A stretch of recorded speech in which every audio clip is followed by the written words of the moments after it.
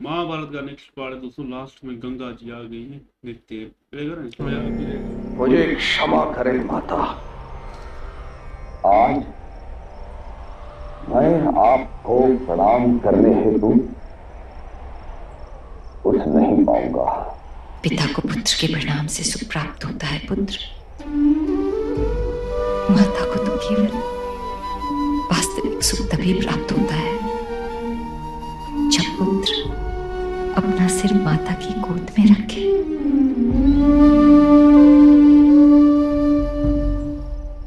पांडुपुत्र अर्जुन, आज से मैं यहीं वास करूंगी और अपने पुत्र का ध्यान रखूंगी।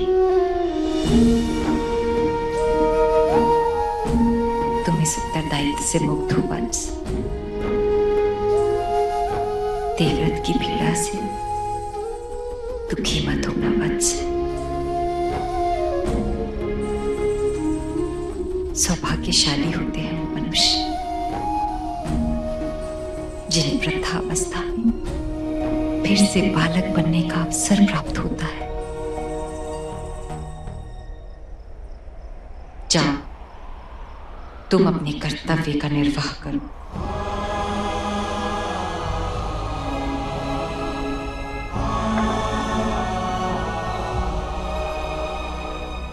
कल्याण हो।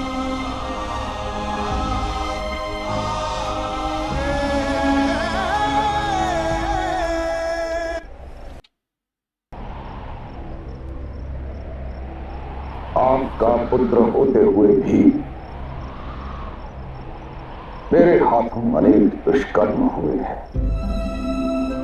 मैंने सदैव जिनका हित चाहा, उन्हीं के नेत्रों में आंसू का कारण भी मैं ही बना। ऐसा क्यों बाधा? पुत्र, तुम धर्म को सूर्य के प्रकाश के भांति स्पष्ट देख पाते हो। इसीलिए जिन मनुष्य को धर्म दिखाई नहीं देता, उनका मन तुम नहीं समझ सकते। जीवन भर तुम अपने आप के साथ कठोर रहे हो पुत्र। जो मनुष्य अपने साथ कठोर होता है, वो दूसरों के साथ कोमल नहीं बन पाता पुत्र। तुम स्वयं कभी मोह में नहीं बंधे, इसीलिए मोह में बंधे हुए व्यक्तियों को तुमने केवल दंड दिया है, शिक्षा नहीं।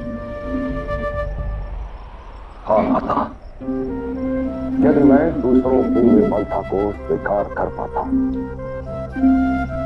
तो उनकी उस निर्बलता का उपाय भी कर पाता। कदाचित यही मेरा दोष। दोष तुम्हारा नहीं पुत्र, दोष मेरा है। मैंने तुम्हें कोई अपवित्रता, निर्बलता दी ही नहीं। दूसरों की निर्बलता जानने के लिए स्वयं अपने भीतर भी थोड़ी निर्बलता आवश्यक है। जो अपनी निर्बलता के साथ संघर्ष करता है, वही दूसरों को संघर्ष करने का ज्ञान दे सकता है। इस संसार में आप सबसे पवित्र हैं माता, तो फिर आपका ये पुत्र किस प्रकार अपवित्र हो गया? इस माता, तुम अपवित्र नहीं देवव्रत, तुम पवित्रता का मनुष्य रूप बनकर जिए हो पुत्र। तो फिर मेरी मुक्ति तो नहीं हो रही माता। तुम्हें मुक्ति देने ही तो आई हूं मैं पुत्र। जीवन में जिन कार्यों को तुमने अपना पुण्य माना है और जिन कार्यों को तुमने अपना पाप, उन सभी कार्यों का त्याग करना होगा पुत्र। इन रक्त बिंदुओं के साथ पहचाने दो जीवन भर के सभी कार्यों को। केवल ज्ञान स्वरूप बन जाओ पुत्र।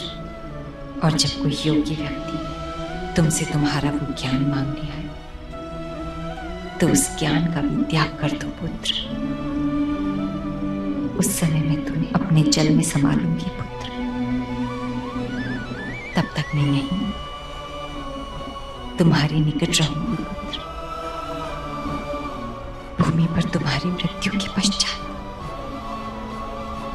सुन, मैं तुम्हारे पुनर्जन्म के समय की प्रतीक्षा करूंगी पुत्र।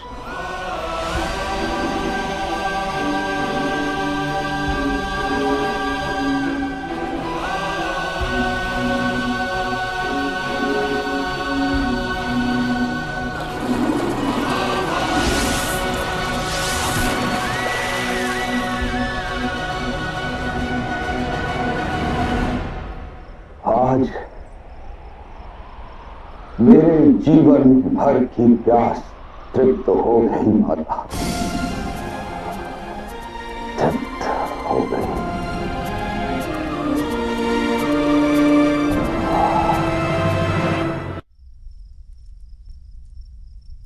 महारथियों, महामहिम भीष्म की पराजय हमारे लिए किसी प्रकार की हताशा का कारण नहीं।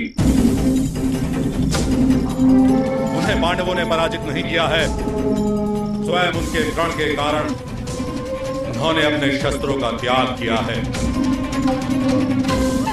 ना ही इससे शत्रुओं के शौर्य में वृद्धि हुई है, ना ही उनके विजयी होने की संभावना में वृद्धि हुई है।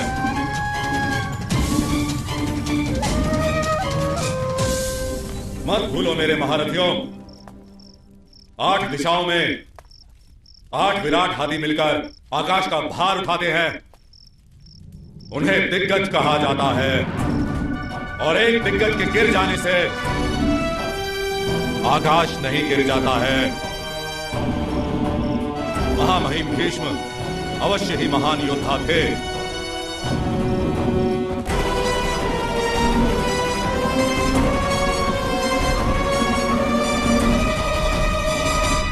किंतु हमारे पास महामहिम भीष्म जैसे ही अजय योद्धा हैं, जिनके तीरों का प्रतिकार करना स्वयं इंद्र के लिए भी दुष्कर है।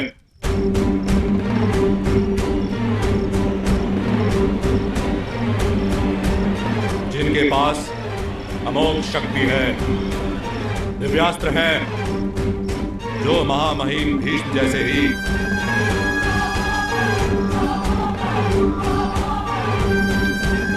भगवान परशुराम के शिष्य भी हैं। महारथियों, कल से रणभूमि में आपके सर सेनापति होंगे।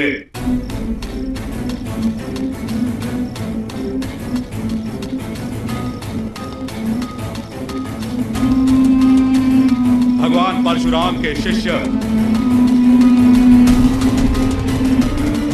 महारथी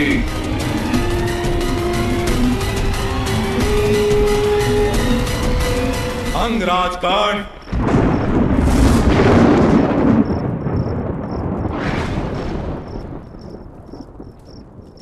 महारथी कर्ण, आपको आपके सामर्थ्य दिखाने का समय आ चुका है।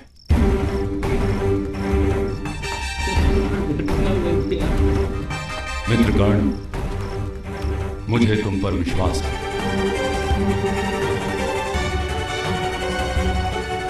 तुम्हारे पास उन पांडवों का पक्षपात करने का कोई कारण नहीं।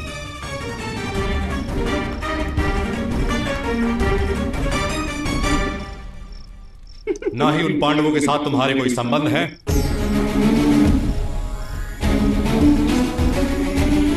ना ही वो पांडव तुम्हारे शिष्य हैं।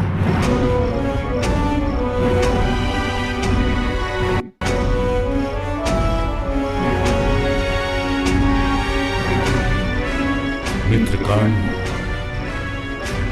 तुम और केवल तुम उन पांडवों का वध करोगे।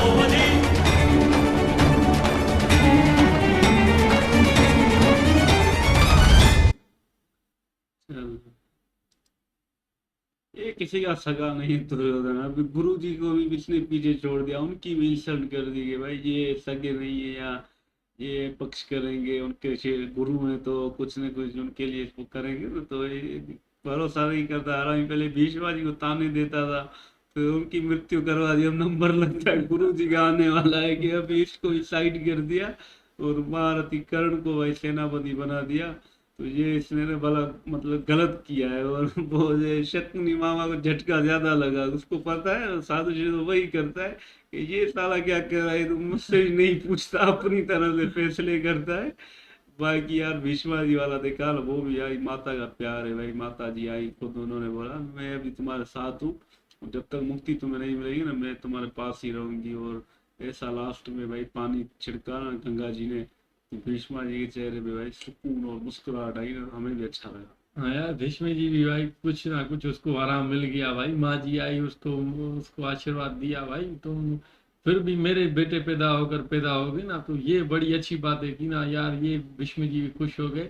इधर भाई दुर्योधन का अलग ही चल रहा है भाई, किसी को मानता ही नहीं है। गुरु जी को ही झटका लग गया, मेरे को नहीं किया इसने भाई। उसका बेटा भी, वो भी हैरान हो गया। शकुनी को झटका लग गया, करुणा को कर दिया सेनापति। ये बड़ी गुरु दुर्योधन के में। पहले तो सारे खुश हो रहे थे जब ऐसा सेनापति का चुनाव हो रहा था, तो जब करण को बोला ना भाई, सबकी है ना शक्लें उतर गई भाई। जब शकुनी की भी साजिश वाली साजिश है ना, वो भी खत्म हो गई भाई।